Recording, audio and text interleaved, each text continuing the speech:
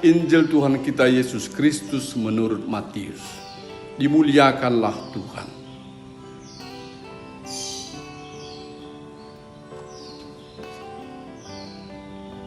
Bagaimana pendapatmu?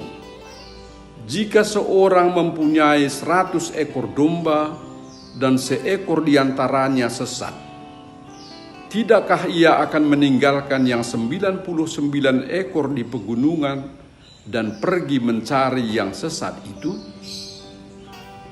Dan aku berkata kepadamu, sesungguhnya jika ia berhasil menemukannya, lebih besar kegembiraannya atas yang seekor itu daripada atas yang ke-99 ekor yang tidak sesat. Demikian juga Bapamu yang di sorga tidak menghendaki supaya seorang pun dari anak-anak ini hilang. Demikianlah sabda Tuhan. Terpujilah Kristus. Saudara-saudari yang terkasih, selamat datang pada acara Inspirasi Sabda bagi Keluarga.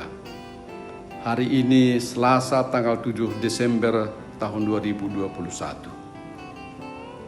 Topik renungan kita pada hari ini ialah Allah Maha Baik, Allah Maha Rahim, Allah Maha Pengampun. Ada banyak kisah, perumpamaan, atau pernyataan, atau cerita di dalam kitab suci yang menggambarkan atau menyampaikan Allah itu memang Maha Baik, Maha Rahim, dan Maha Pengampun. Seperti misalnya kita tahu ya, kisah anak yang hilang. Sebenarnya di dalam tata krama pengadilan, tata krama keadilan, siapa yang berbuat salah, berbuat jahat, atau melanggar aturan, dia harus dihukum seberat-beratnya. Tapi di dalam kisah tentang anak yang hilang itu digambarkan bagaimana bapak dari anak yang hilang itu, itulah gambaran Allah. Bagaimana dia menerima kembali anaknya yang bertobat, anaknya yang berdosa tetapi sudah bertobat. Ia menerimanya tanpa syarat. Dan bukan hanya itu, dia membuat pesta besar karena sukacitanya. Sebab anak yang sempat hilang ditemukan kembali. Kisah pertobatan Paulus berbeda sedikit. Dia sempat melawan Tuhan Yesus. Dia mengejar dan menyiksa orang-orang yang percaya, ya, orang-orang pertama yang percaya kepada Yesus. Tetapi apa yang terjadi? Yesus seperti menangkapnya di dalam perjalanan ke Damsyik.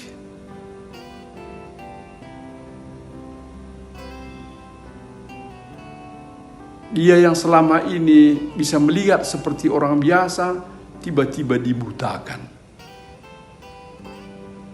Dan ada suara kedengaran, "Saulus, Saulus, mengapakah engkau mengejar aku?" Jawab Saulus, "Siapakah engkau, Tuhan?" "Akulah Yesus yang kau kejar," kata suara itu. Dan sesudah dia disembuhkan oleh Ananias bisa melihat kembali, dia akhirnya mengetahui dan mengenal Yesus. Dan dia akhirnya menjadi pengikut Yesus yang sangat istimewa, menjadi penyebar kabar gembira sampai ke ujung bumi, sampai ke seluruh dunia. Jadi kita lihat bagaimana Paulus di sini bukan dia yang duluan datang kepada Yesus, dia mula-mula melawan Yesus, tetapi justru Yesus memanggil dia. Yesus menjadikan dia pewarta kabar gembiranya. Saudara-saudara yang terkasih, ada banyak di dalam sejarah gereja orang-orang yang sempat jauh dari Allah, bahkan pendosa berat, akhirnya mendekat kepada Allah dan akhirnya menjadi orang yang disebut santu atau santa, orang-orang kudus di dalam gereja. Kita ingat misalnya juga orang jahat yang disalibkan bersama Yesus itu. Satu dari antara mereka itu, satu dari dua penjahat yang disalibkan bersama Yesus bertobat. Dia berkata di atas kayu salib itu, "Tuhan, ingatlah akan daku kalau Engkau masuk ke dalam kerajaan-Mu." Dia seperti sudah mengenal Yesus. Dan dia tahu Yesus inilah yang sebentar lagi akan sampai ke kerajaannya, kembali ke kerajaannya. Dan dia mohon supaya dia bisa ikut. Dan kata Yesus, "Pada hari ini pun engkau akan ada bersamaku dalam kerajaanku."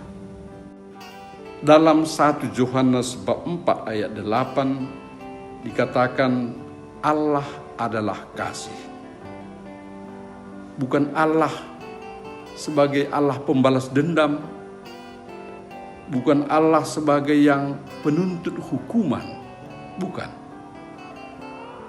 Allah adalah kasih. Di dalam ayat yang lain dikatakan begini, "Siapapun yang datang kepadaku tidak akan kutolak." Itulah kasih itu. Ya. Kita kalau datang kepada Tuhan, dia tidak menolak karena dia adalah kasih itu sendiri. Jadi itu berlawanan kan. Nah, kecuali kalau kita tidak mau datang kepadanya, itu Allah tidak memaksa. Tetapi kalau kita datang kepadanya karena kita menyesali selama ini telah jauh daripadanya, Allah tidak pernah akan menolak. Itu dikatakan. Ya, karena dia adalah kasih itu sendiri. Saudara terkasih, dalam bacaan Injil hari ini, ya, tadi kita dengar kalau ada satu orang yang sempat jauh, sempat hilang, tersesat katanya, maka kalaupun ada 99 orang yang harus dijaga, dia akan cari itu. Dan kalau dia temukan itu katanya, maka kegembiraannya itu lebih besar daripada kegembiraan atas 99 domba yang tidak tersesat itu. Begitulah gambaran Allah Bapa kita, yang begitu bersuka cita kalau ada anaknya yang kembali kepadanya sesudah menyesali dan menyadari kehidupannya. Ada satu kisah, saudara-saudari. Di satu paroki ada pemilihan pengurus lingkungan. Satu bapak yang selama ini hidupnya begitu-begitu saja, yang tidak begitu peduli tentang kehidupan seorang bapak yang baik, tentang pembinaan keluarga yang baik. Toh akhirnya dipilih oleh jemaat lingkungannya menjadi ketua lingkungan. Beberapa hari sesudah itu ada pengumuman dari paroki bahwa di paroki akan dilaksanakan satu seminar keluarga. Dan pesertanya selain sukarelawan jemaat anggota biasa, maka yang lain diwajibkan semua dewan paroki, pengurus lingkungan diwajibkan menjadi pesertanya. Nah, bapak ini pun terpaksalah ikut sebagai peserta dari seminar ini. Ketika ditanya oleh seorang teman, "Ya, bapak ikut juga ya? Mengapa, Pak?" Dia jawab, "Ya, karena wajib kan, gitu. Nah, tetapi bahan-bahan dari seminar itu dan para narasumber awam yang berbicara di dalam seminar itu begitu menyentuh rupanya hati dari si Bapak ini. Dari bahan-bahan dan renungan-renungan yang disampaikan, ia menjadi menyadari bagaimana kelakuannya di dalam rumah tangga selama ini buruk. Ia egois dan sebenarnya tidak begitu bertanggung jawab. Lalu ada timbul tekad dalam hatinya untuk memperbaiki kehidupannya. Nah, maka sesudah selesai seminar ini, begitu dia pulang ke rumah, kebetulan tidak menemui siapapun di rumah, dia pun membawa kunci sendiri, dia masuk ke rumah. Dan pertama yang dibuatnya ialah berlutut di depan salib. Di situ dia merenungkan kembali kehidupannya selama ini, yang begitu jauh dari Tuhan, dan begitu ugal-ugalan, kurang bertanggung jawab. Sampai dia menangis, menyesali cara hidupnya selama ini. Tiba-tiba dia sangat terkejut, bahunya ditepuk dari belakang. Dia menoleh, rupanya istrinya yang menepuk bahunya. "Apa ini? Dari mana kau?" katanya. Istrinya menjawab, "Aku sudah di sini juga. Sesudah kau tadi kulihat menangis, aku sudah di sini.